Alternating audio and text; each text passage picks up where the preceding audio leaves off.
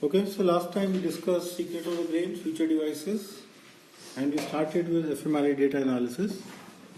In today's class, we'll go through the TED talk by Alan Jones on the map of the brain, and then we'll talk a little bit about bold signal and how does the bold signal relate to the neural activity. Right? So the fMRI signal that we get is what is called the bold signal because it is blood oxygenation level dependent. It's not a direct measure of neuronal activity. And then we'll see how it relates to the actual neuronal activity, at least empirically. We don't know the mechanism behind it. And then finally we'll go over this TED talk by Nancy Kanwisher on a neural portrait of human mind. And then maybe, if time permits, we'll do a little bit of protocol design. Okay. Any questions so far? Anything? Any comments on the last class? Okay, so that's your next homework. Study design or protocol design in fMRI, basic principles. That's a paper. And it talks about how to do the protocol design. What kind of analysis we do after the protocol is. So we'll talk about it towards the end of the class. Okay. And homework 10, again, it may not happen this time. We'll see how far we can progress, but you can note it down. Anyway, homework 10 is this paper by Nancy Kanwisher about the talk that she gave. So it's that paper. And you can read about this paper more carefully. And she described various experiments. So why that experiment was not sufficient to figure out the function of fusiform face area. So that's what you have to think about, right? She has described 3 or 4 protocols in succession. And then finally, the last protocol, she said, okay, fine. We think there is an area that is specifically responding to the human faces. But before that, why she could not conclude? So that is what you have to discuss in our view. Okay? Okay. So Alan Jones' map of the brain. This is what I thought was the state of the art in structural imaging. Right? We started with, Brodmann areas, where this person in 20s or something like that, 1915 or 7, some such thing, cut the brain, into slices, stained it, and then, based on the color that the stain leaves, he identified different anatomical regions. Now, yes, map of the brain. Yeah. So, what are the key points in this talk?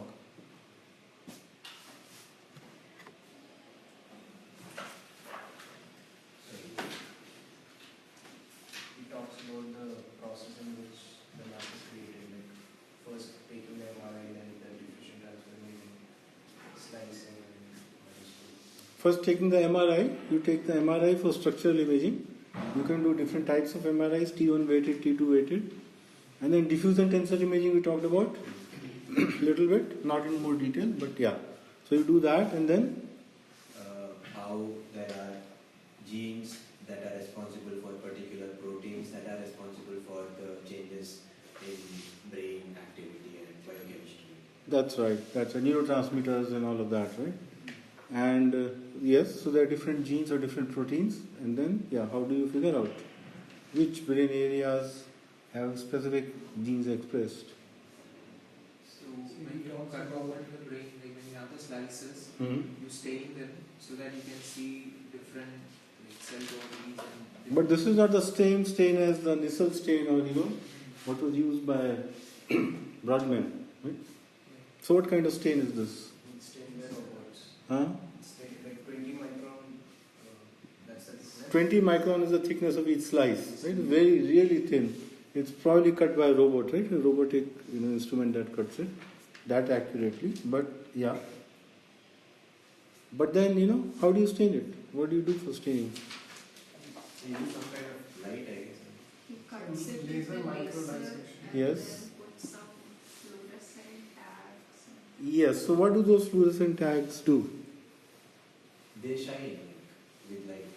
They shine with light, but they attach to specific Specific specific types of proteins or genes, right? So they are actually measuring the gene expression, right? So yeah, and depending upon what kind of chemicals or these things you do, you will get the expression of different proteins and different genes, right? And yeah. So okay, so you can do that, and that's how you can create one structural brain image. Let's say you look at one specific protein, let's say dopamine. Let's say you have a dye or stain for dopamine that looks at the receptivity.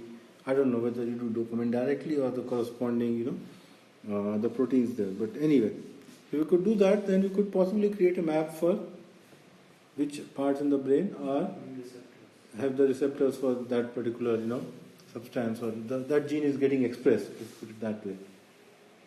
And then you can do the whole process over and again for a different brain, using a different dye or different protein. Or you can cut alternate slices.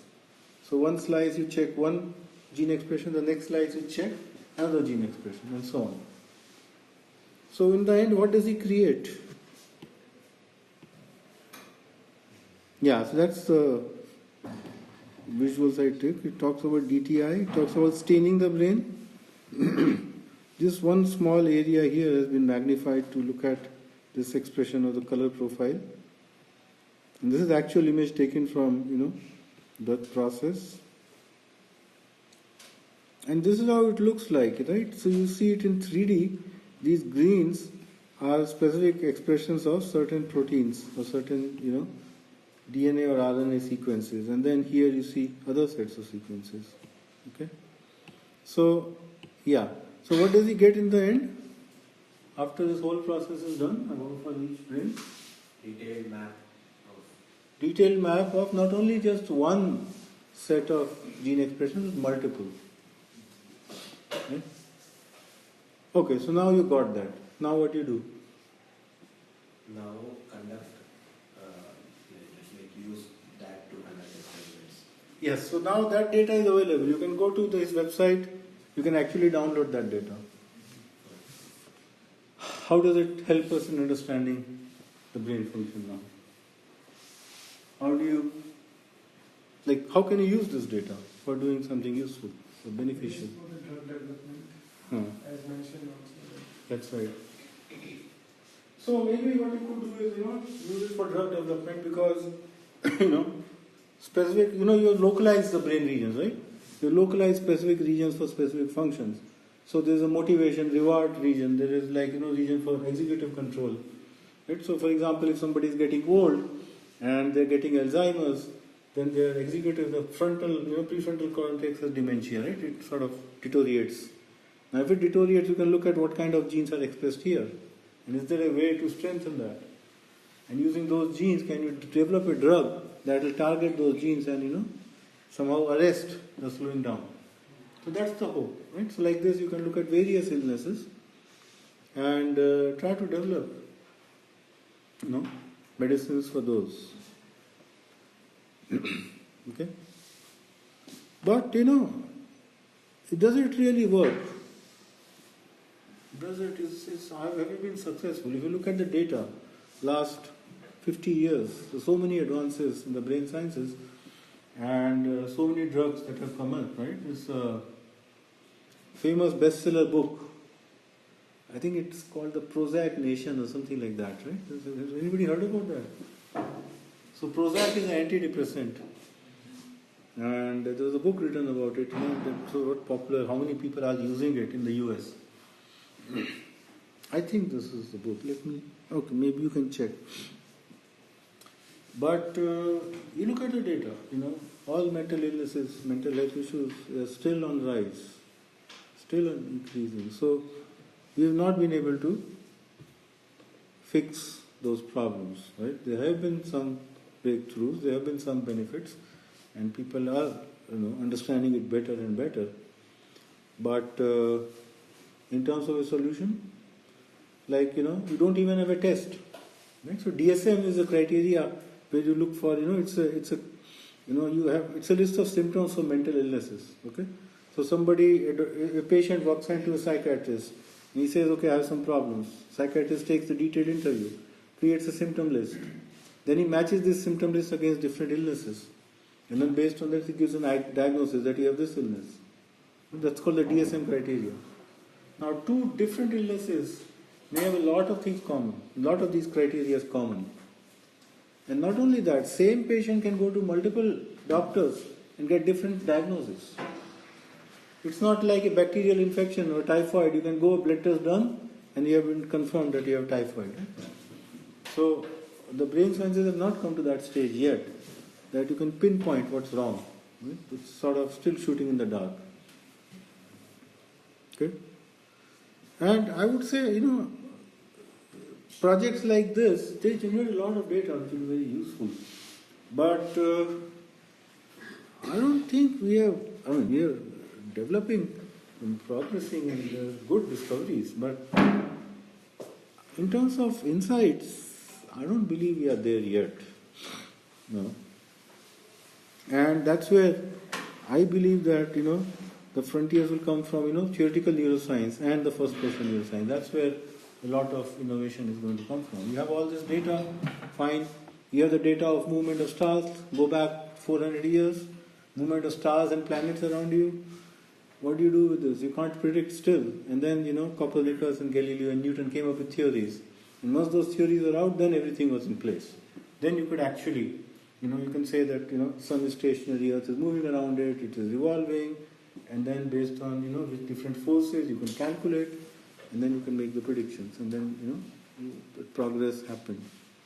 So we are at that stage. A lot of data, but still not insights. And that's what we are looking for, the breakthrough. And theoretical neuroscience, it may come through that or may come through the first person neuroscience. Okay? Anybody has any comments on this? What is first person neuroscience? First person is basically you sort of do experiments on yourself. So kind of, when you look at Mary and Jasmine Louis, she was, experimenting with neurotransmitters and, based on that, collected some data and, came up with. Or you can look at other methods of manipulating the brain. Right? So yoga, mindfulness, meditation, they have, very well developed methods to kind of, change what's happening inside the brain. And using those insights, then I think there's a field called neurophenomenology.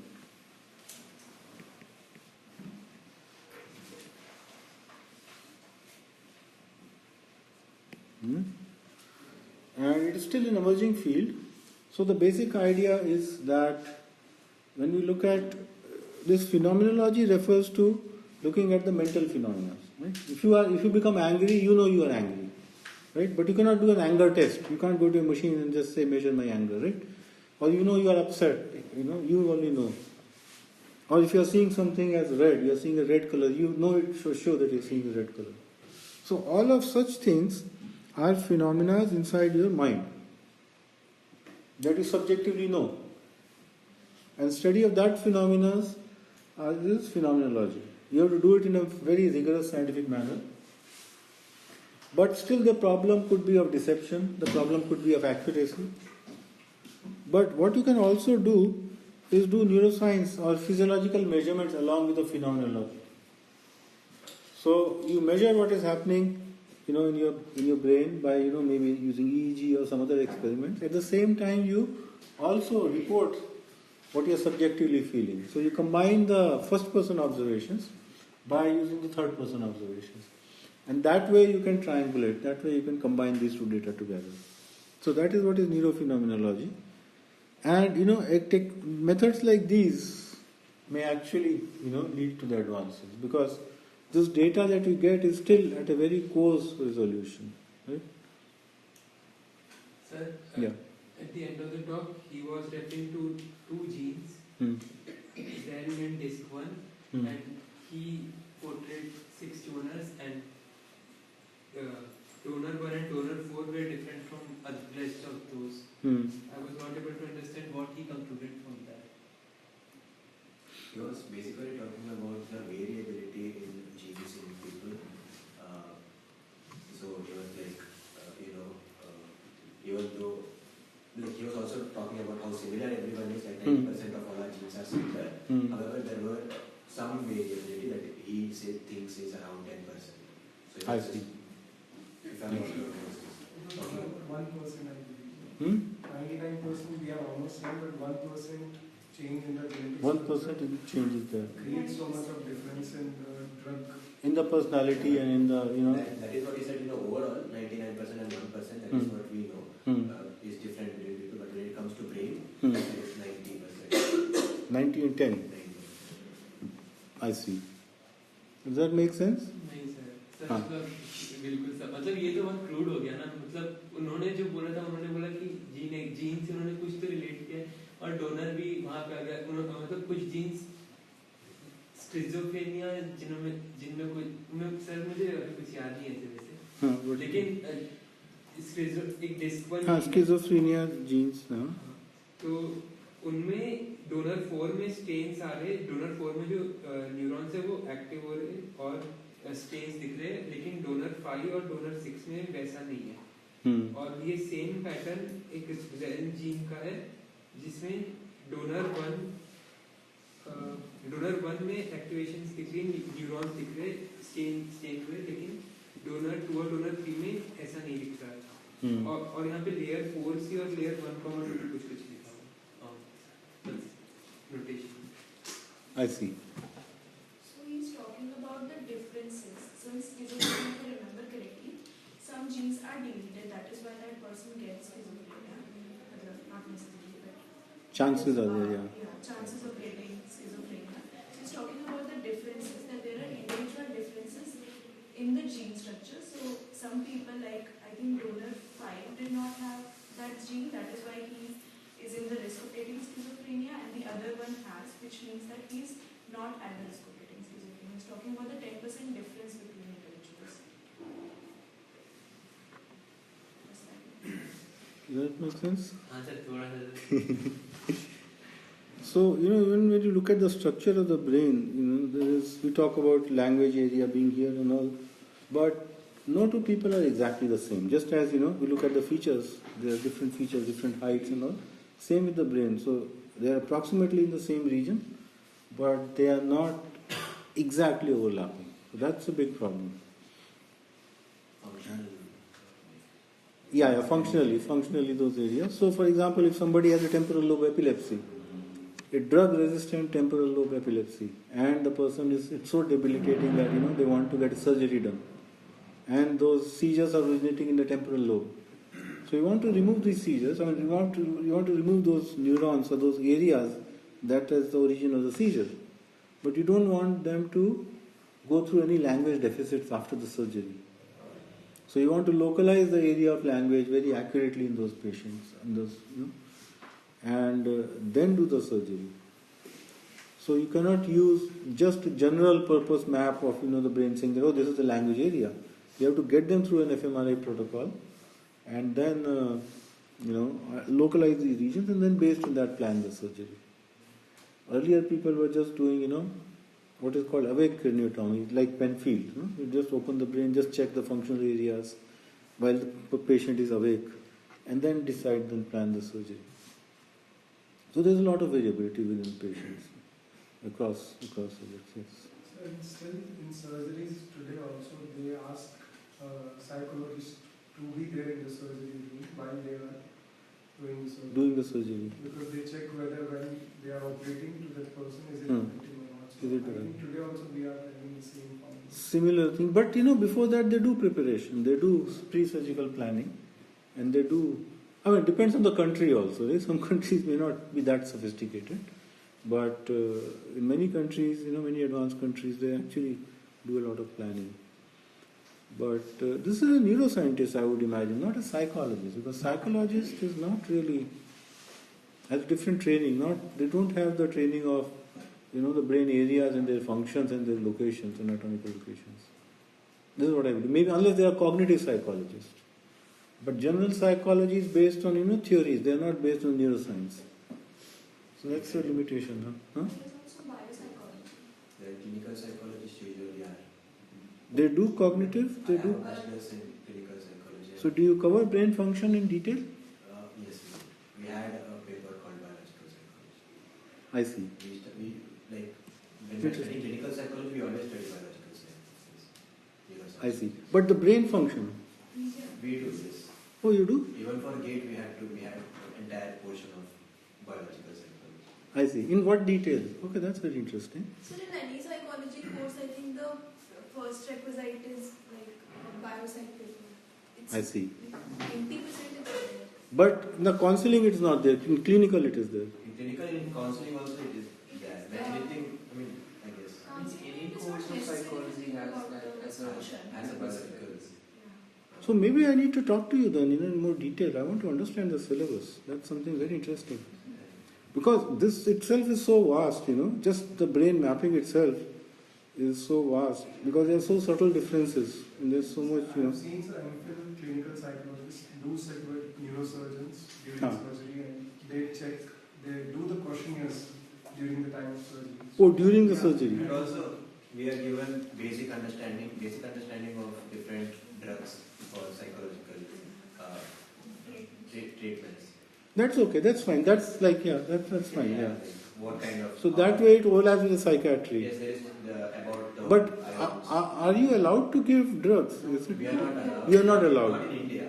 Some states of America, I see. psychologists are allowed to give drugs. But not in India. So, okay, so you study this so that you can understand what's going on, something. And for research purposes also. For research purposes also. Okay, very interesting. But you're not grounded in data. Your theories are grounded in, There are theories that are not grounded in data, like psychodynamic theories, mostly. Usually BA, MA courses focus on that more. I see. But BSc and MSc courses focus a lot on the data.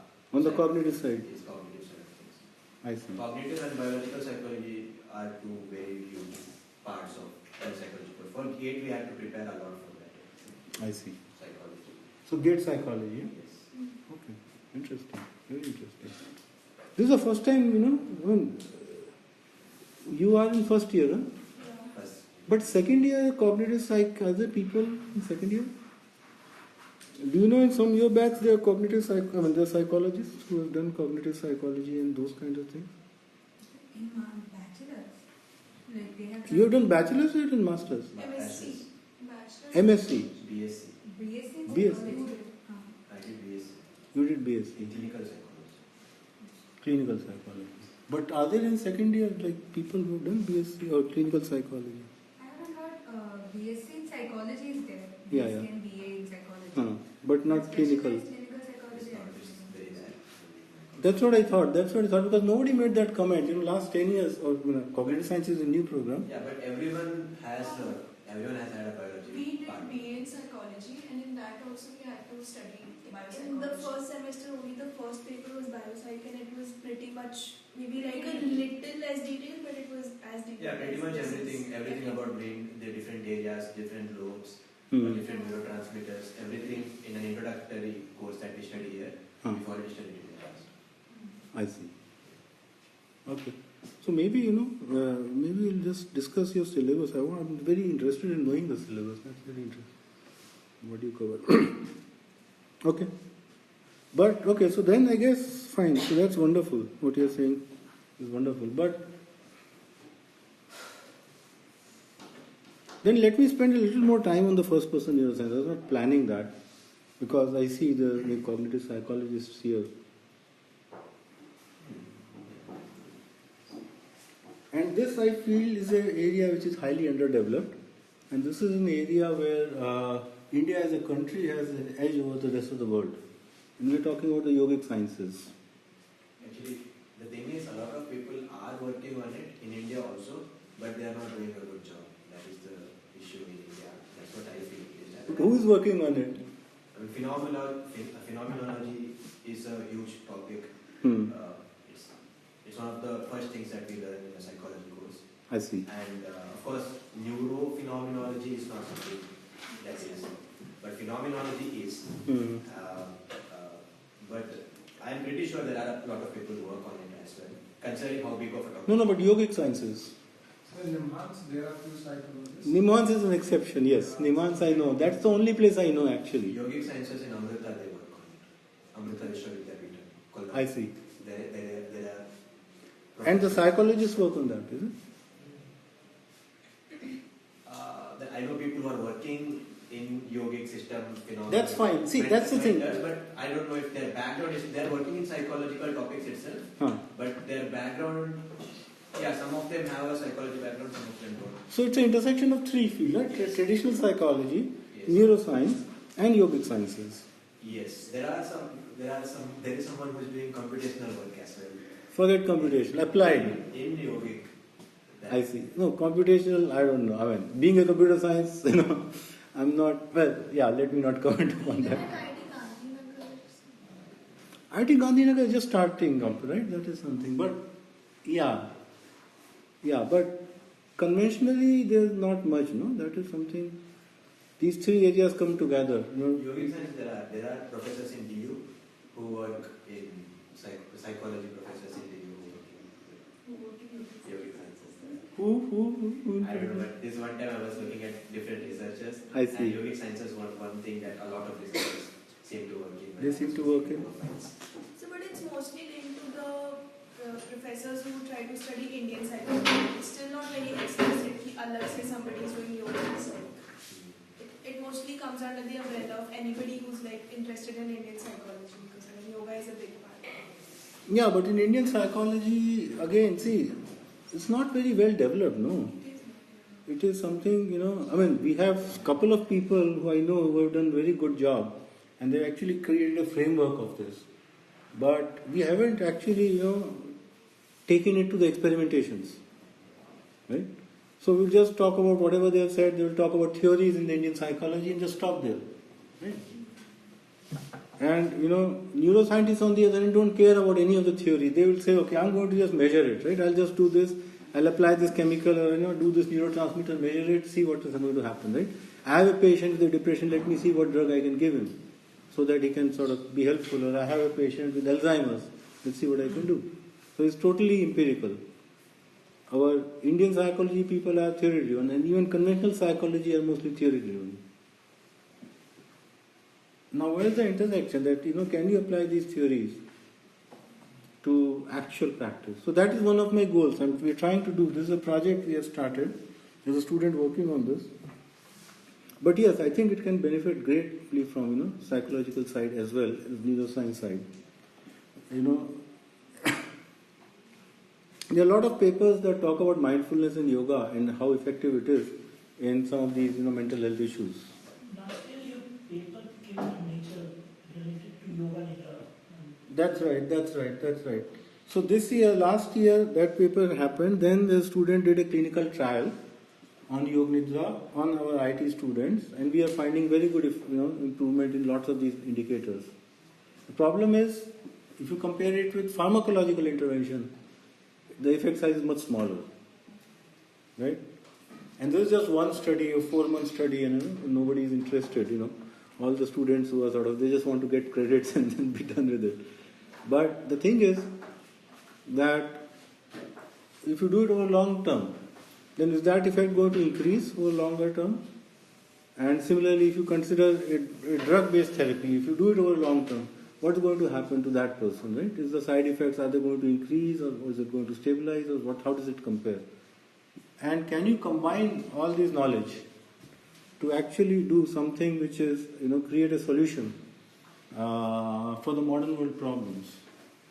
So that is the thing, So I would say the yogic sciences, the meditation has a lot of potential, but we are not doing research in a very systematic manner.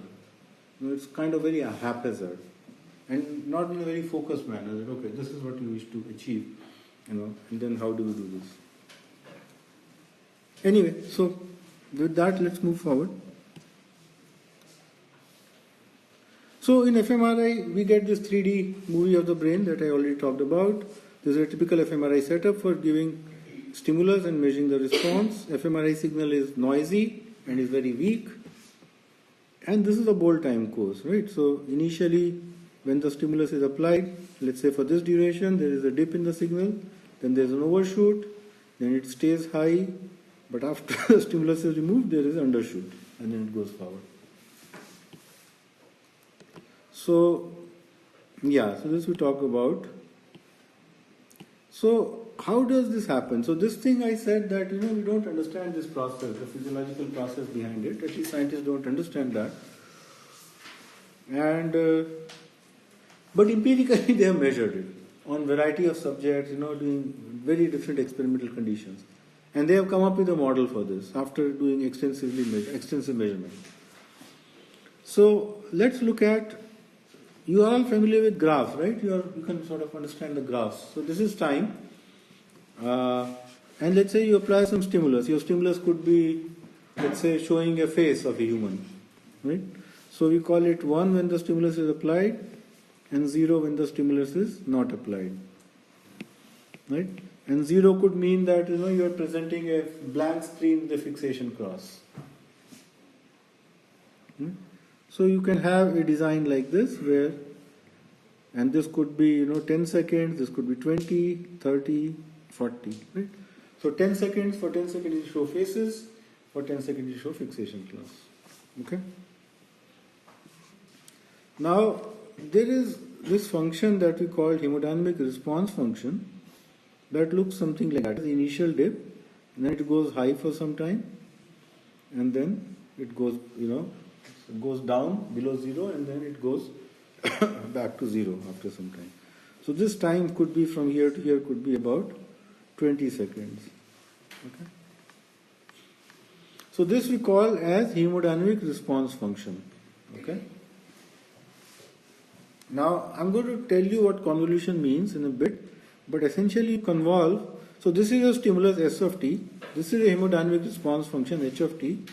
You convolve the two, then you will get another function, another signal like this. So how is it going to behave? At 10 seconds it's going to have a slight dip, and it will go up, stay up, and then it will come down, and then come back here at 30, and again repeat this.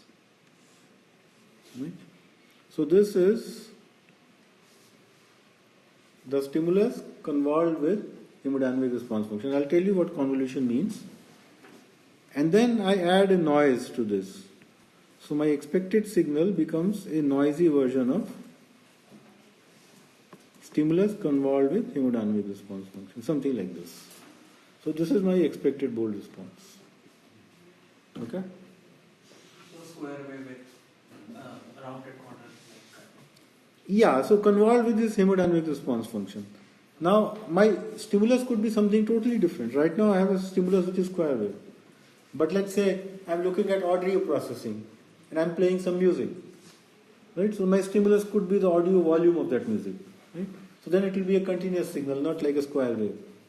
Or I could present a stimulus in a very different manner. So that way I'll have a different stimuli.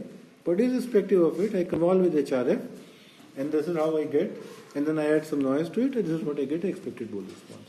So that's the model. So can you explain the hemodynamic response function law that is briefly absent? Yeah, so this hemodynamic response function essentially, we don't understand how it works, because if neurons need some blood at some point in the brain, somehow the blood supply comes, and it comes much more than what the blood is needed. So even if I need a little bit of oxygen, a little bit of blood, the blood supply comes in abundance. And this has been measured for early sensory processing regions. And this was done in 90s, right? 1990s, 2000, a lot of experimentation, including like Kanwisher, Nancy Kanwisher. So those experiments measured that how, when you present the stimulus in a particular way, how is the bold signal coming. And based on those measurements, they have come up with what are called hemodynamic response function. And this response function has initial dip, then it stays high, and then after some time it goes back to 0, and then it has an undershoot, post-stimulus undershoot. So that's the structure of this. There are multiple, different people have proposed different hemodynamic response functions. But when you do empirical measurements, people also find that it is highly variable. So your hemodynamic response function may be different from, his hemodynamic or from mine. But still we just use an approximation, just take a standard HRF and measure that. But if you are doing a pre-surgical planning for epilepsy, then you may not want to do that. You may want to do the exact HRF for that patient only. because you want to localize the areas very, very closely. Does the shape always look like this or like More or less like this. This is, the differences could be like this, could be 5 seconds or maybe 7 seconds. Somewhere it could be 8 seconds. Shape could be slightly, peaking faster or peaking slower, stuff like that. Okay. So this is again showing it. So it peaks in about roughly 5 seconds, right? The hemodynamic response function, and this is a 0. So there is a long, post-stimulus undershoot. So this time here is like 20 seconds. So you apply the stimulus here for a very brief period. The response in the bold signal could last as long as 20 seconds. Right? But after that it becomes negligible, and for all practical purposes we ignore it after that. Okay? This is clear? Okay. So when we look at a voxel which is active, which means, what do I mean? I'm applying a stimulus and a voxel that gets activated because of that stimulus. If I look at how the bold signal for that voxel will behave, so here the black line is showing the stimulus. It's a square wave, right? But when you apply the stimulus, there will be some neural firing there. And that neural firing need not be like a square wave. It will resemble square wave, but need not be exactly. So in the blue, n of t, this blue curve is actually showing the neural firing. It may have variability a little bit, right? Sometimes firing more, sometimes less. There may be adaptation also. So in subsequent blocks, the firing may come down. Okay? Now your expected bold response ideal bold response is the neural response, the way the neurons are firing, convolved with the hemodynamic response function. Okay? In the last slide, the formula was different, and this slide it is different. Last slide. Yeah. I'm coming to that. So the actual bold response would be the neural firing into the hemodynamic response function. But we approximate that the stimulus that we apply is same as the neural firing. This is an approximation that we use. So whenever we apply a stimulus, we expect if the voxel is active, the neurons is going to fire. And if I apply a stronger signal, the neurons are going to fire at a much higher rate. So that's the approximation that we use. And then the formula becomes the same.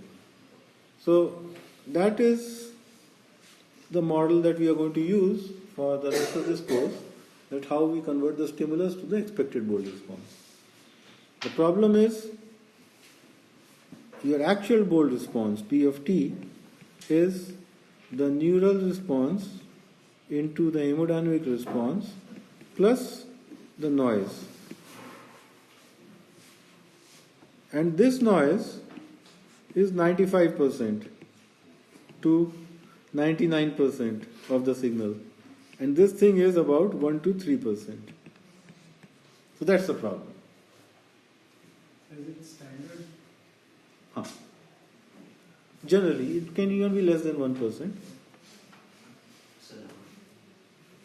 Well, okay, let me just correct myself a little bit. Noise plus some baseline bold signal, right? So this noise plus baseline is about 95%. Because you will not see a black, you will see some stimulus, right? You have seen time series has a fixed offset.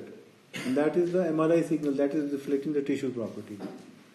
So this noise plus the baseline, that constitutes about, you would have seen in your first assignment, right? It's due today? Yes. Tomorrow. So you can actually see how much is this variation because of this checkerboard pattern, and then how much is the signal value at that point. Tell me what percentage it is. It may be less than 1% also. Sir, Yeah. can you explain that neural firing once again, N of t? So, actually the blood flow happens because the neurons are firing, and therefore the blood flow is there to compensate the neuron. It's not happening because the stimulus is applied. Because stimulus may be applied to your eyes. You see some image or picture, but that stimulus gets conveyed through the neural firing all the way to your visual cortex. So the bold signal that you will get in the visual cortex is because the neurons are firing and they need energy, and that's how the brain is supplying them blood to give energy and oxygen. So this neural firing may not be identical as the stimulus applied, but it's a good approximation. So actually the expected ideal bold response is neural firing times the hemodynamic response function, neural firing convolved with hemodynamic response function. But we just take, assume that your stimulus applied is same as the neural firing. Therefore, we just take it as stimulus applied times the convolved with the hemodynamic response function. In reality, if you look at early sensory processing, like auditory cortex, visual cortex, or other pain receptors which are early sensory processing, this is a good model. But if you think of something which is more what we call a higher level cognitive processes, like you listening to story, right? You are inside a scanner and somebody is speaking a line to you, and it's a story, right? And then there are pauses, so sentence by sentence, like 5-second sentence, then pause, another 5-second sentence, and the story continues. Now, for this, when you listen to the story, your auditory cortex is going to get activated, right? Your Heschel gyrus, responding to the sound. And for the auditory cortex, this is a very good model. But when you are interpreting the meaning of the story, right, your neural firing pattern, for example, at some point in the story there is a suspense, your firing pattern will be very different. At some other point in time there would be surprise, or there would be laughter, then your pattern will be very different. And when that sentence comes in, let's say a sentence that makes you laugh, that sentence comes in. Now, are you going to laugh immediately when the sentence comes in? There will be some time for doing the cognition, you will try to understand, you will also connect it with some past thing that they've said, and then you piece it all together, then you realize, oh, it is hilarious, then you make a laugh, right? So in that sense, then this neural firing will not be identical to the stimulus presentation. Right? There will be a delay and it may not be exactly the same for different areas, they may be different. So then this becomes much more complicated. But 99% of neuroscientists still stick to this model only, because that's the first model that was there, has been very successful, and that's it. And this is where the data scientists have a lot of opportunities. Right? They can actually come up with a better model, right? Especially for these kinds of paradigms. Right? You're looking at emotion processing. Right? You show a happy face, a sad face, an angry face, and you process the emotions. But you can also do show the movie, or you can present a stimulus which is more complicated than that, and then the emotion processing becomes more complicated. It need not happen exactly when you present the stimulus. Now, can you create a model for that? And then can you analyze the data from this and derive scientific insights from there? So that is the very interesting area for work. So if the noise is so high, could it be possible that there is more complicated relationship rather than just be a convolution? Like we are saying that more response is convolution of today. Could it be possible that there is a more complicated relationship and this noise is because the noise is so high, like in general zone? Yeah, so we don't know whether this noise, so there are different types of noises. I'll talk about it. There's a scanner noise. It's MR scanner noise because of scanner thermal variations and blah blah. So that noise will not be contributing. But there's also what we call psychological noise, and also we call physiological noise. So the physiological noise is the noise because of the blood flow. Your heart is beating, you are breathing, and the blood flow, oxygen in the blood changes because of your breathing. Your blood flow changes because of your heartbeat. So these two signals also confound the bold signal. Right? So physiological noise. But then, you may be thinking of something while the stimulus is being presented. So the neurons are firing corresponding to what you are thinking. And that is what's called the psychological noise. So how much is the scanner noise? How much is the physiological noise? How much is the psychological noise? That analysis, I don't know people have done or not. So that's the interesting area to look at. Now, much of what we call psychological noise need not be noise. It may be a psychological process that is happening. If somebody is anxious and is stuck in a loop, right? Stuck in a loop, sort of, anxious thinking, right? Can you decipher patterns of activity? a fearful thought, which means activity in the Broca's area, because even when you are internally thinking something, that may get activated, even when you are not loudly speaking, even when you are thinking. Then comprehension, you comprehend your own thought, and that comprehension may lead to some fear, right? So amygdala can get activated. That fear can release some hormones. Those hormones can create some bodily sensations. That can lead to another chain of thoughts. So this whole process, there's something complicated that is happening here. And can we tease apart that process through use data science? And once we tease that apart, if we see consistent patterns of activity, can we go back to the neuroscience and tell them that, hey, I think this is what is happening here. Can you verify this? Can you do experiments? That would be really good. That would be really, good piece of work if you can, and you can make a lot of progress there.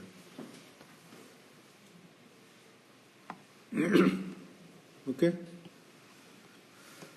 So this is clear? Okay, so convolution. What is convolution? How many people do not know convolution? I know all the data science people would have done it. Okay. So I'll put some references on the Moodle. I'll just cover it at a very high level. I would urge you to just read on your own. And just linear time invariant system and convolution. And only discrete time convolution. That you can go through and then you are good to go. So I talked about, stimulus, ST, and I convolve with H of t, and this gives me the bold response or expected, and then I add noise to this.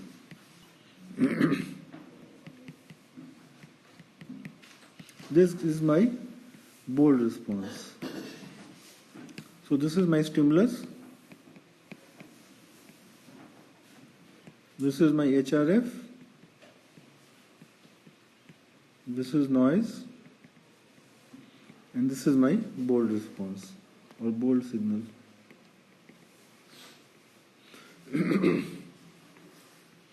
So this star actually represents convolution. Right? So we know how to multiply numbers, right? Here the star actually, if you think of S of t, it's a signal. H of t is also a signal. It's not a number.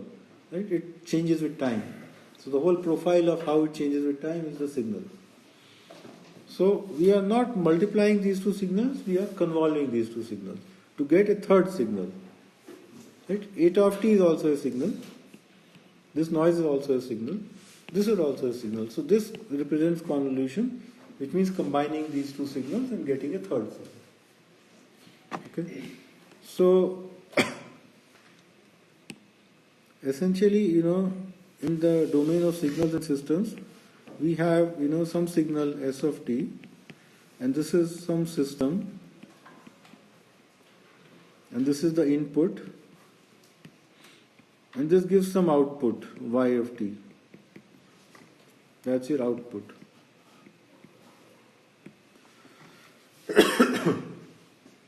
So basically a system takes a signal and it gives an output signal. Right? And this system is called a linear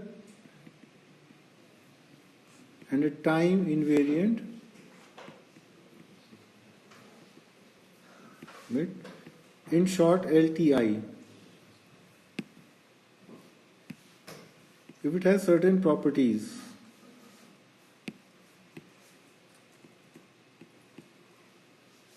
but if this system is what satisfies these properties of linearity and time invariance, then it's called a LTI system. And if that is the case, then I can represent this with what is called an impulse response. So this HT is called the impulse response.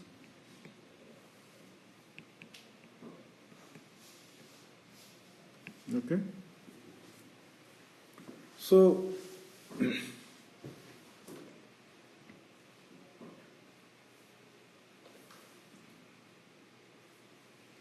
think of like, a amplifier, a mic. You have seen a DJ or you have seen those, systems. So there's a mic in which you speak. And there's a speaker through which your voice comes. And that voice is very different from what you speak because it depends on the settings of that, amplifier. It can increase the bass, it can, add a reverb, add an echo, and all those things it can do. But fundamentally it's taking a signal as the input and giving another signal as the output, which is related to that signal. Right? It transforms that signal in some way or the other. And if that system satisfies these properties of what are called LTI, linear and time invariance, then I can mathematically represent this transformation that happens.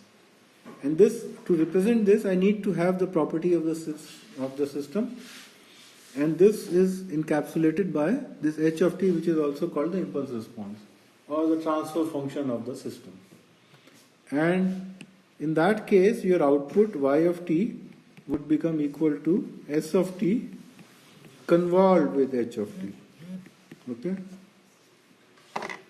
I've not yet told what convolution is, I'll just come in a minute, but this is what it actually represents. So let's say you're just doing an amplifier, no voice modifications. In an amplifier you're speaking, it just increases the volume. So a simple amplifier, how will it behave? So what will be the y of t? Is some a times s of t. Right? Simple amplifier. And where a is much greater than 1. Right? So you just increase the magnitude of that signal. That's a simple amplifier. In this case, you can also write it as h of t equal to a. So your transfer function or your impulse response function does not change with time, it just takes a constant value a in this case. Okay? So then let's actually see what it means. Isn't it supposed to be a, sir? H of t is a for all t. For all values of t, it is a. In general, h of t can change with t, right? At t equal to 1, it is something. At t equal to 2, it is something else, right? So let's look at another example. Okay, good question. Okay, thank you. So how about echo? Let's say you add an echo in your amplifier. Right? So what will be your y of t?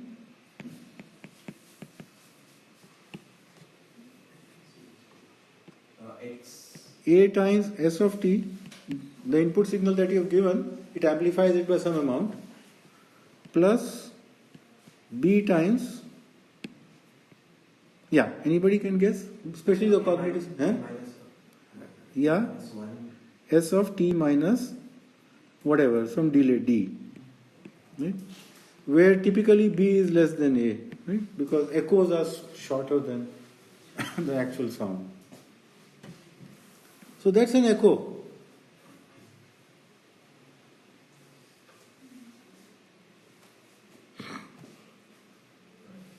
I'm sorry, this was a mistake. H of t is not equal to a here. No.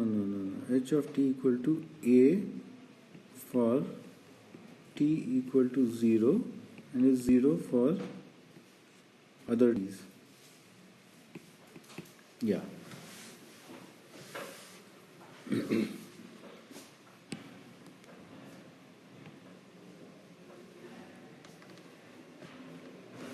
So, how will h of t look like here? T, h of t, this is a, and at all the point it is 0. Okay. I forgot. So h of t is generally like the delta function, like if you put x. Yeah, in this case it's a delta function. Okay. Because it's just transferring it directly. Okay, so let's look at the formula for convolution now. Then we'll come back to some examples. So let's say yt equal to s of t, or I'll just use x of t convolved with h of t, right?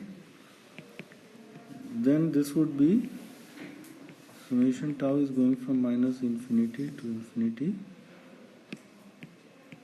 x of t minus tau, h of tau. That's the formula. So this is for output. Yeah.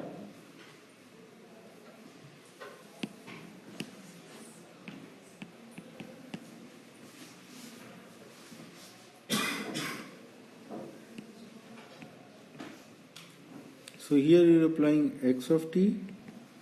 This is a LTI system. you're getting y of t as the output, and it has the impulse response h of t. Okay. So this we need to little bit, mull over a little bit. So everybody understands the sigma notation? It is a sum. I take this variable here tau minus infinity to plus infinity. I put these values and then sum it over all such values.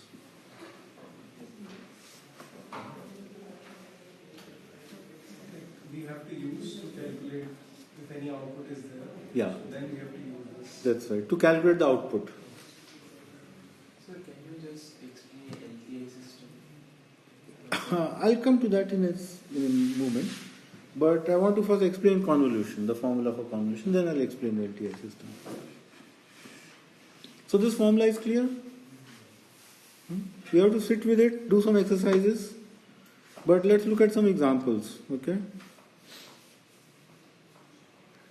So let's look at the example where your h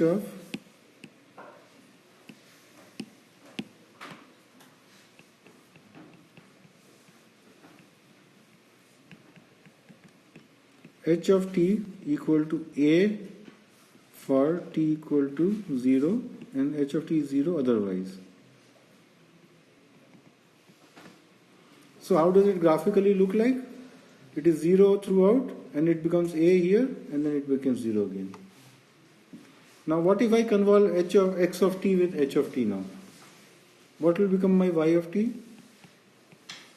Summation tau is going from minus infinity to infinity. X of t minus tau, h of tau. Okay? But h of tau would be, if I look at this formula, is a only for tau equal to 0. It's otherwise 0. Right? So for all the values of tau which are not 0, this h of tau would be 0. And this product will not contribute to the sum. So I can just simply write it as x of t minus 0 into h of 0. This is a times x of t. So I'm just getting an amplification.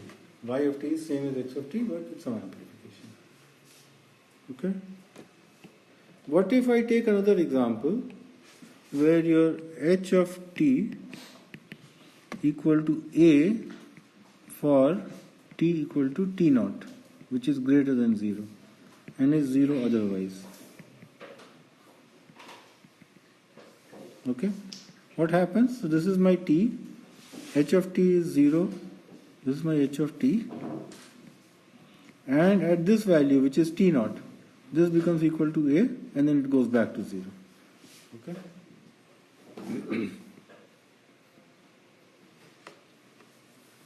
So this value is a. What will be my output? Y of t is x of t convolved with h of t. So I can write the formula now. Summation tau is going from minus infinity to plus infinity. X of, what is the formula? T minus tau. H of tau. Okay. Now this h of tau would only be non-zero for tau equal to t naught. So I can just put that value. This is x of t minus t naught times h of t naught. This is a times x of t minus t naught. So what did it do? It shifted the signal in time. It delayed the signal. Yeah. So this, can you explain after y t is the output, how we do this formula, how we use the formulas? Yeah. So I'm writing yt as xt convolved with ht. Now I'm applying the formula. So here is x a function of t, h as a function of t. So now this formula becomes tau going from minus infinity to plus infinity, xt minus tau times h of tau. Now h of tau is 0. This is the sum. So we have to see which terms this sum is non-zero. If h of tau is 0, then this term is 0. So I only care about the terms where this is non-zero. And this is non-zero for tau equal to t naught. So I put that value here. So this becomes h of t naught and x of t minus t naught. Right? And this becomes equal to a. So we have used tau as t. That's right. That's right. Because tau is a variable of this function, no, this one. So we cannot make it 0.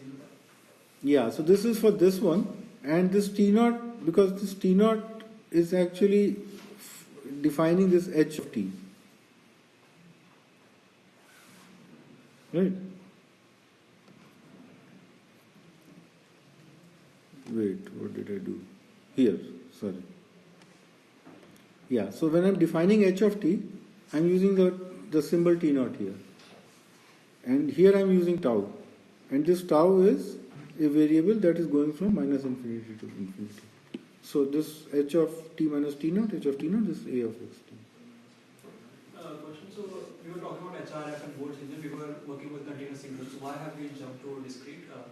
Because in the board, we don't get a continuous. We get after every 1 or 2 seconds, we get the full image. So what we get is a continuous time signal. I had depicted it as if it was a continuous time signal. But in reality, when you look at the fMRI board, we have discrete time points and we actually sample. But like data points are very close, so we just approximate it as a continuous or something like that. You cannot, because it's like, each, what we call each volume acquisition takes about a second or 2 seconds. So every volume is a second volume. Yeah. Okay. So then you cannot approximate it as a continuous. It is highly discrete.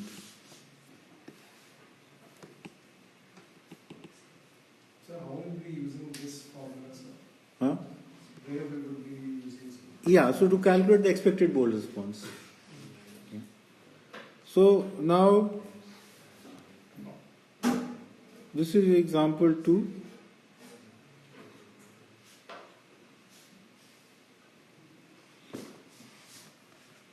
How about echo? Now, can you get me a HRF that will do echo?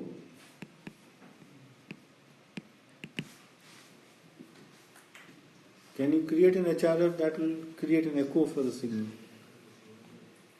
Right? So if I give you the first example, it's amplifying the signal. The second example is delaying the signal.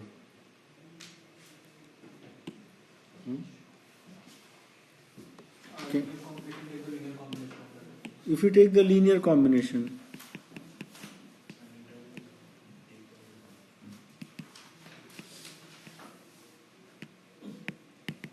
echo. So what should my h of t be? A if t equal to 0, B if t equal to t naught, 0 otherwise. So how will it look pictorially? Here is my t at 0. So this is all 0 h of t. This is my h of t. At 0, this is taking a value of a. And then at some point, let's say this is my t naught, is taking a smaller value. And this is b. Sir, and should we also write b lesser than a? Yeah, we can say that, yeah. Definitely, otherwise it will not be an echo. Okay? Now let's verify. What will be my y of t?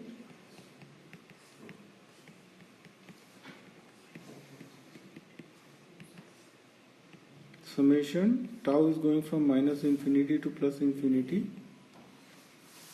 X of t minus tau and h of tau. Okay? Now h of tau will be 0 for all except 2 values. So I have to now look at those 2 values and consider that. And what are those 2 values? First value is tau equal to 0. So this becomes x of t minus 0 into h of 0 plus x of t minus t naught. Yes, very good. Into h of t naught. So this becomes a times x t plus b times x of t minus t naught. So that's an echo. Okay. Now you can look at the HRF. The HT you can take as HRF function. and your input could be your stimulus, and you convolve the two, you can get the output, right? Expected bolt response. Okay. So I want to spend, maybe I'll cover this in the next class.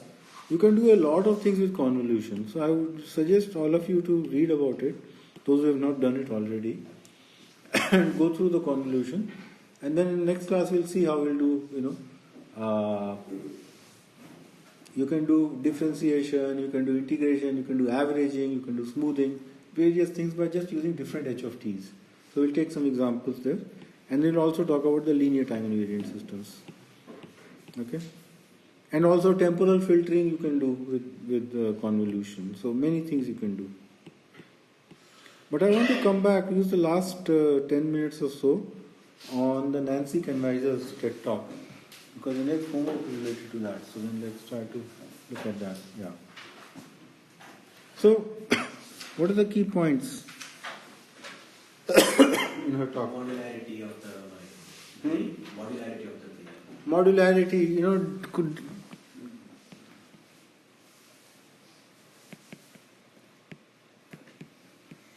Basically, we are talking about distributed functions, right?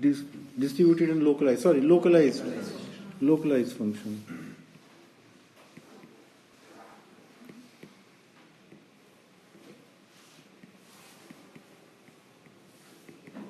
Okay. Then she talks about particular disorder where people are not able to recognize the face of others, all faces look the same, and they are not able to. And there's a particular name for this? Proso? How do you spell it? No, P-R-O-S-O, proso?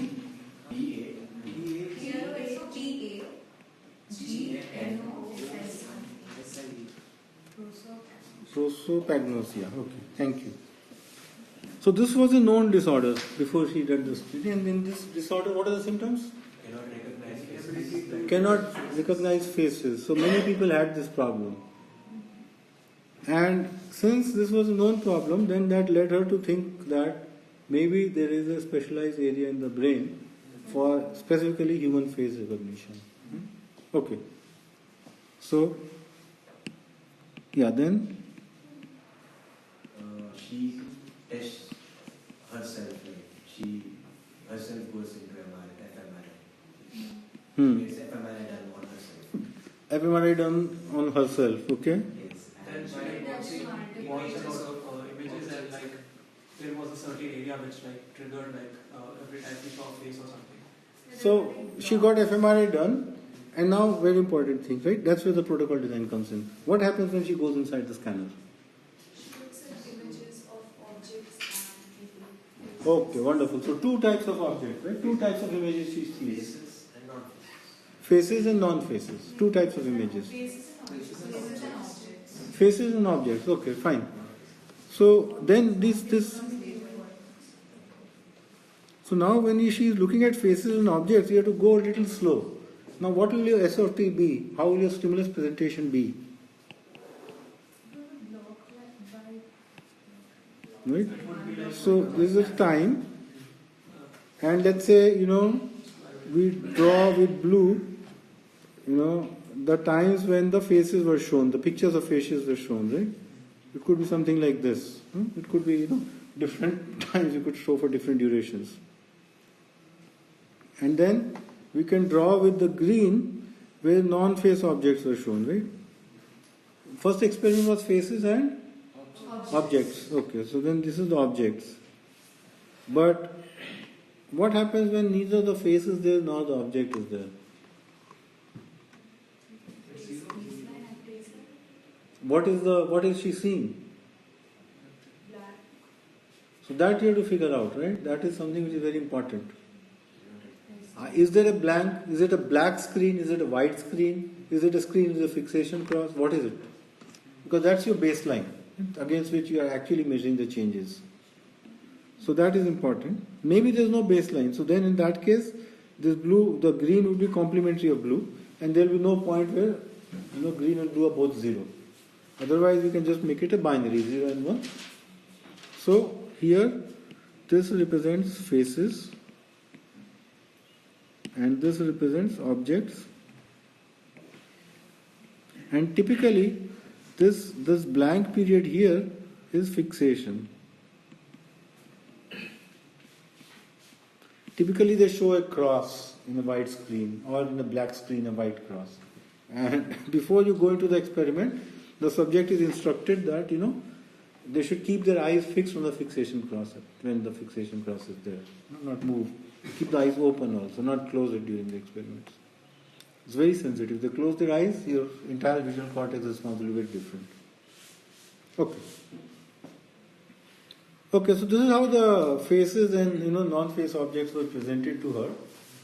And then fMRI was measured, we figured out what the bold response is. Then she showed some pictures after that, right? Brain with some colored brain pictures, no? How did one create that? How did she create those pictures?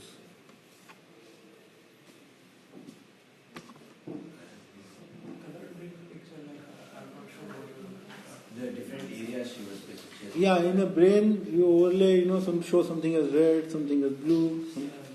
She did show something like that, right? Yes, areas for like specific. Cognitive. How did she find that? Do similar experiments. Auto lesions. No, she did this experiment. Now, after this experiment, she came up, right? These are the areas that are responding to. Yeah, so what did she find? Particular features of the visual stimuli. They are basically activated voxels. The voxels which get activated when you're looking at faces. Get activated or get selectively activated? Selectively activated as compared to what? Or so not selectively, more activated in faces as compared to objects. Because selectively would imply it gets activated only for faces. But I think she did use selectively activated word. Yeah, because she has done the whole study, she knows that will get selectively activated. But her first experiment will not conclude that. Right? So let's say they get activated more in faces than in objects. After that she did like another thing like that. Yeah, but let's look at this thing first, So then how do you figure that out? We are going to spend at least 10 lectures in trying to figure this out, but I want to sort of get there. How do you figure that out? Which areas get activated more when they see faces, when she sees faces as compared to seeing objects? Conduct multiple trials.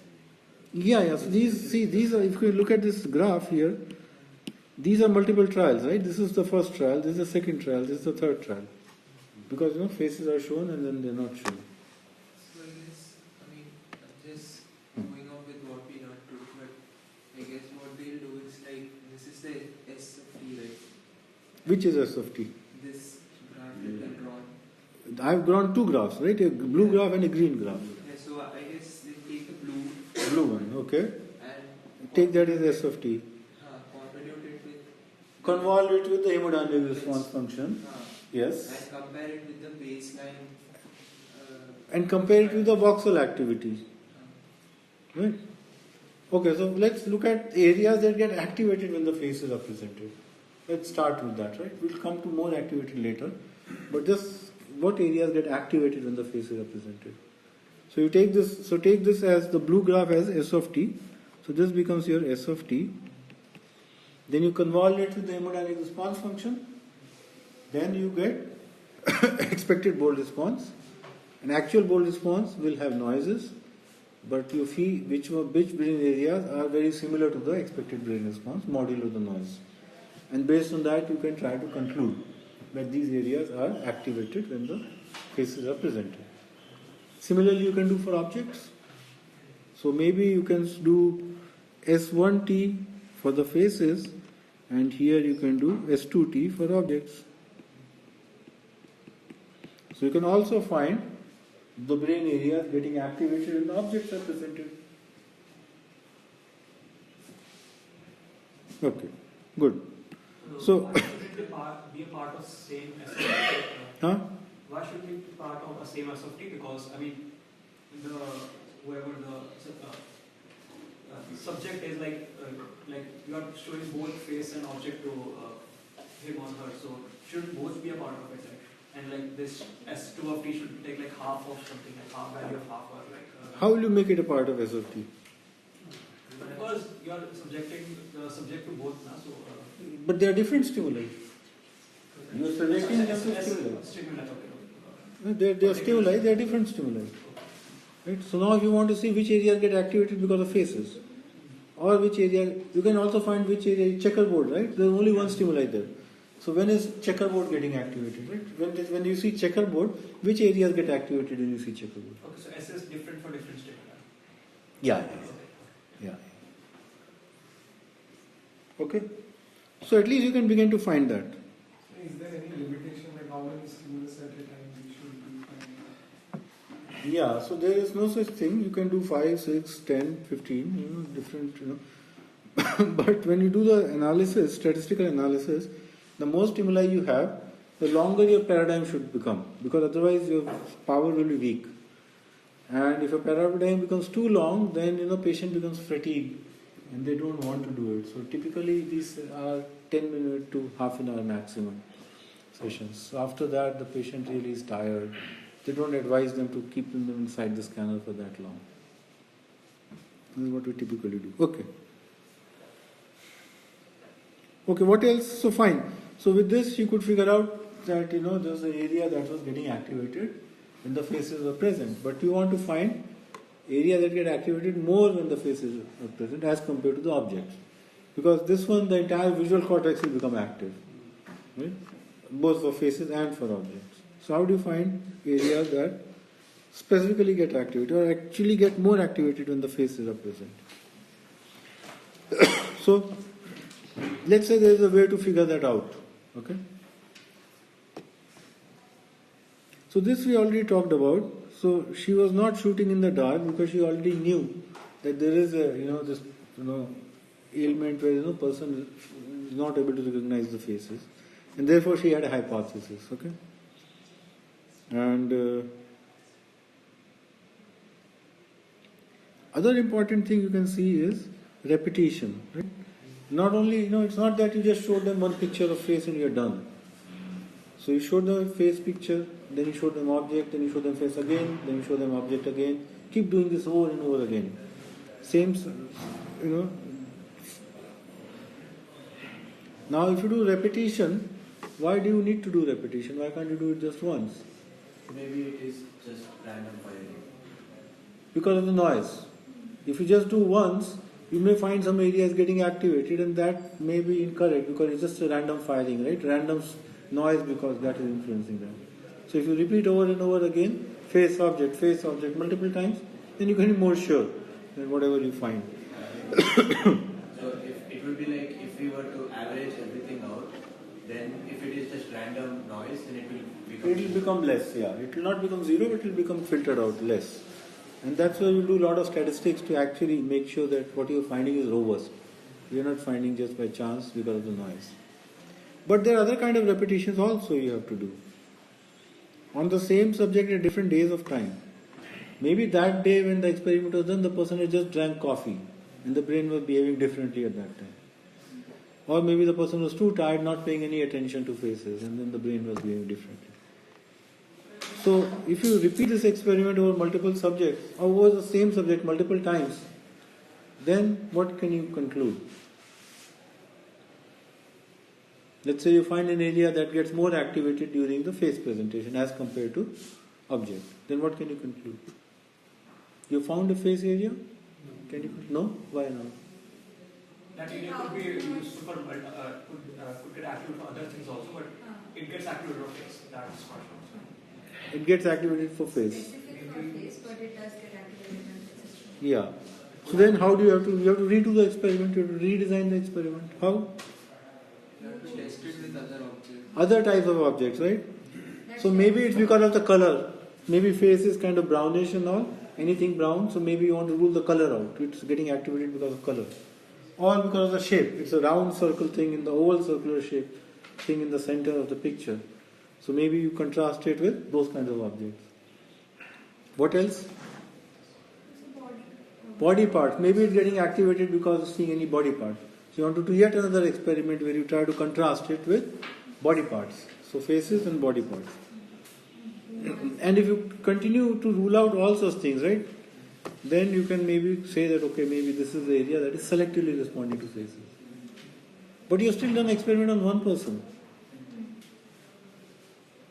So what can you say? Have you found a face area? Why? Sample size. Samples, there might be something. No. If you just do it from one person, what will you conclude? For that particular guy, like that. Yeah, that guy, that area gets more activated when you do faces. It does not generalize to any population.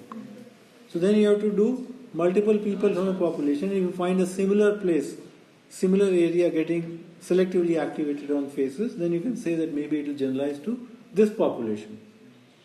So she is in whatever, Boston, she takes a lot of people from Boston, you do it. And you find that, okay, there is a fusiform face area, they are getting more activated. Can you generalize? No, only for Boston. Only for Boston people. Maybe you get California people, it will be different. Maybe, I mean, that doesn't matter that much, but at least the ethnic, the population, the ethnic groups, and the climate may have a role to play. So you might want to generalize, take populations from other samples also, other types of fish. Okay. But you do all this and you find that this area is selectively responsive. But can you still say that it is actually responsible for face perception? Because there is a difference between a correlation and causation. Right? I talked about diabetes example. So, when can you say it's actually causally involved in the face perception? So basically when you manipulate that area, When you manipulate. there should be a difference in the result. That ability should go away. Right? So you can do while surgery, for example, you can put electrodes and,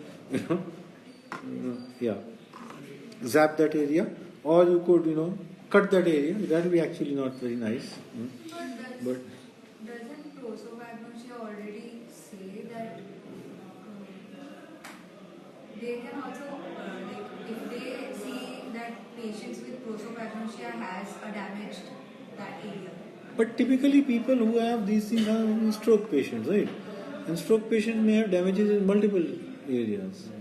So then how do you... There are no methods that could completely put out causality, because even though we think that a particular area is maybe making something, there could be other downstream processes nearby that could really be giving the effect, not the area.